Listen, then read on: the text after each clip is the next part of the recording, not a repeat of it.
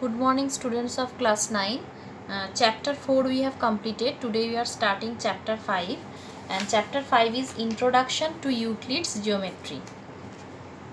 So first here we will learn some points which is given in your book. Just see that page number 80. Page number 80, here it is given Euclid's geometry. Euclid was one mathematician. So according to him, some definitions are there. That definitions you have to just read. That's are very easy. That is question number 1 point. Definition is a point. Definition of point. A point is that which has no part. You know that the point has no part. Number 2 is a line is a breadthless length. A line which is having length. There is no breadth. Number 3, the ends of a line are point. So if I will draw that a line, the end will be the points. And number 4 is a straight line is a line which lies evenly with the points on itself. A straight line is a line on which main infinite number of points are lying. That's so this is a definition of straight line. Then number 5, a surface. What is surface? A surface is that which has length and breadth only. Number 6, the edges of a surface are line. Edges means these sides. So these are the lines.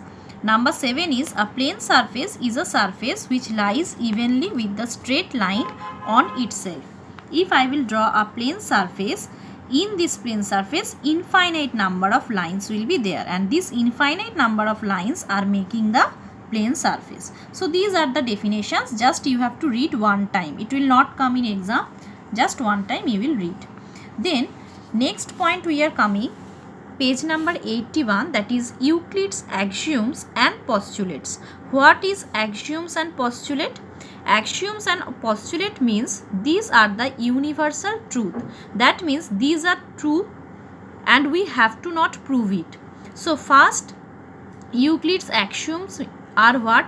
1, 2, 3, 4, 5, 7. These things you have to remind. That is, number 1 is things which are equal to the same thing are equal to one another. So one examples I am giving here. Things which are equal, suppose 2 and 2 both are equal and same thing are equal to one another. So if we will make equal the same thing, it will be equal. Number 2 is given, if equals are added to equals, the wholes are also equal. Here 2 is equal to 2, and if equal numbers we will add on both sides, suppose 1 we are adding on both sides, then the numbers will come same. So the wholes are also equal. Number 3 is if equals are subtracted from equals, then remainders are also equal. So equal numbers we have taken 2 and equal numbers we are subtracting, that is 1. So the same numbers will come, 1 equal to 1. Number 4 is given, things which coincide with one another are equal to one another. So here I can give one example. Suppose a 1 rupees coin is there, and after this 1 rupees coin, on it I am overlapping another 1 rupees coin. That means it will coincide and both will be equal. Number 5 is the whole is greater than the part. Whole is greater than the part, all of you know. Whole means suppose 1 I have taken and half is the part of 1. So 1 must be greater than half. Number 6 is things which are double of the same things are equal to one another. So if two equal things we will take 2 equal to 2, and if we will do double, so 2 into 2 equal to 2 into 2, both will come same, equal. And number 7 is things which are halves of the same things are equal to one another. If we will take the same numbers on both sides and if we will make half of it,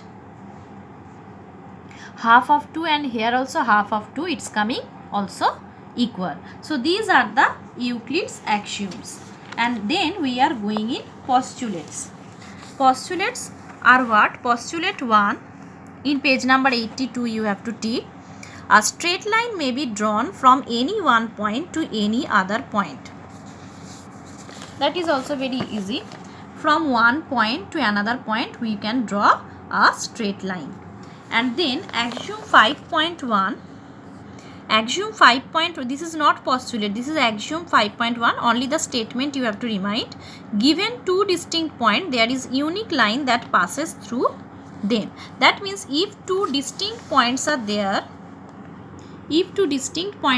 how many lines, straight line we can draw? Only one straight line we can draw. Now we are going in postulate 2. That is, a terminated line can be produced indefinitely. Terminated line means which are having the end point. Suppose AB is the terminated line, where A is the starting and B is the ending point. So this terminated line, both sides we can extend indefinitely. Then postulate 3. A circle can be drawn with any center and any radius. That you know. Number 4 is all right angles are equal to one another. All right angles means 90 degree will be equal to 90 degree. And postulate 5 is, if a straight line falling on two straight lines makes the interior angles on the same side of it taken together less than two right angles, then the two straight lines, if produced indefinitely, meet on that side on which the sum of the angles is less than two right angles. Very large statement is there. So I will explain according to you, you can explain it. See that figure. If two lines we will draw which are not parallel, and if one line is cutting these two lines, so if in that side of that this straight line is cutting these two lines, so these two interior angles will form. So in which side of the transversal the sum of the two angles will come less than 180 degree, that means less than two right angles. Two right angles means less than 180 degree. So on that side, if we will extend the line, it will meet in a point. And in which side it will be more than sum of 180 degree, it will not meet. Right? In this side it will not meet, since sum of these two consecutive interior angle is, sum of the consecutive interior angle is 180 degree we know. So if in this side sum of these two angles will come less than two right angles, that means less than 180 degree, and if we will extend this line in this side, it will meet in a point. This is the main thing in postulate 5.